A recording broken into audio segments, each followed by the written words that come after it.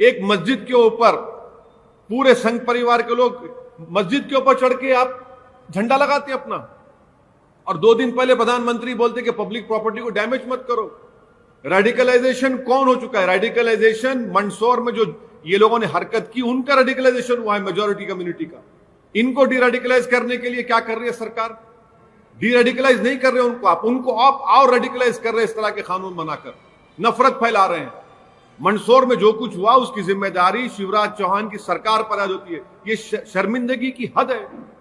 अफसोसनाक बात है कि एक जुलूस जाता है और मस्जिद के ऊपर जो दिल्ली में हुआ था वो दोबारा हो रहा है। यहां पर मस्जिद को तोड़ दिए ना, उसको क्या बोलेंगे? आपको टावर की फिक्र पड़ी हुई है। मस्जिद के ऊपर झंडा लगा रहे, उसकी बात नहीं करेंगे आप?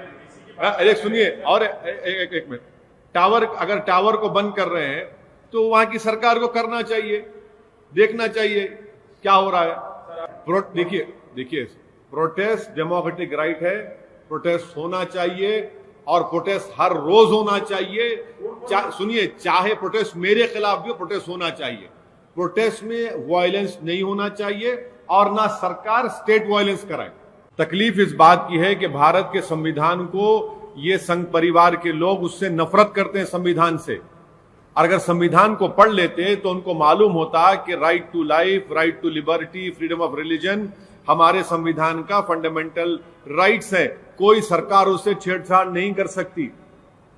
अगर ये सुप्रीम कोर्ट के जजमेंट्स पढ़ लेते, प्राइवेसी का जजमेंट पढ़ लेते, 377 का जजमेंट पढ़ लेते, तो सुप्रीम कोर्ट ने साफ तौर पर कह दिया है कि आपकी पर्सनल लाइफ में सरकार का कोई इंटरफेरेंस नहीं हो सकता है। आप होते कौन है कि मैं किससे शादी करूं ना करूं? आप उठाकर देख लीजिए, आज हाईकोर्ट का एक जजमेंट आया, 2 लड़के और लड़की जो शादी के एज के नहीं थे मगर साथ रहना चाहते थे, कोर्ट ने कहा कि आप रह सकते हैं साथ। आप होते कौन है ये कानून बनाने वाले? अच्छा, अगर कोई मजहब तब्दील करता है तो क्या इंडिया का सिटीजन नहीं रहता वो? अगर कोई मुसलमान हिंदू होता है या हिंदू मुसलमान होता है, कोई क्रिश्चियनिटी को अडॉप्ट करता है, कोई बौद्ध मजहब को अडॉप्ट करता है, तो क्या भारत का सिटीजन नहीं है? क्या कहना चाह रही है सरकार? ये देखिए, फ्रीडम ऑफ रिलीजन में प्रोपोगेशन और कन्वर्जन भी है, कॉन्स्टिट्यूशन का हिस्सा है वो। हमको तकलीफ इसी बात की है कि संविधान की धज्जियां उड़ाई जा रही हैं।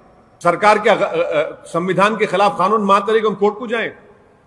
सरकार बनाती क्यों संविधान के खिलाफ कानून को? सरकार को तो शर्म आनी चाहिए कि कितने इलाहाबाद हाई कोर्ट में, दूसरे हाई कोर्ट में तो एक के बाद उनके जजमेंट खिलाफ आ रहे हैं उनके ऊपर। कोर्ट को जा सकते क्यों? अरे भाई, कोर्ट को जाने का अख्तियार सबको, तो आप संविधान के खिलाफ कानून बनाएंगे और कोर्ट को जाएंगे? बुनियादी बात यह है कि आपको कोई राइट नहीं है मेरी पर्सनल लाइफ में इंटरफेयर होने का। मैं किससे शादी करूं, मैं क्या खाना खाऊं, मैं क्या कपड़े पहनूं, अरे आप तो ऐसा कर देंगे फिर तो मैं हिल नहीं सकूंगा। फिर आप कहेंगे नहीं, सुबह 3 बजे रात को उठ जाओ, सुबह दोपहर में 1 घंटा सो जाओ और इतना खाना खाओ, ये खाना मत खाओ। अरे आप कौन है भाई? जमहूरियत में मुझे अख्तियार है कि मैं कानून के दायरे में रहकर अपनी जिंदगी गुजारूंगा। आप मुझ पे रेस्ट्रिक्शन लगा रहे हैं।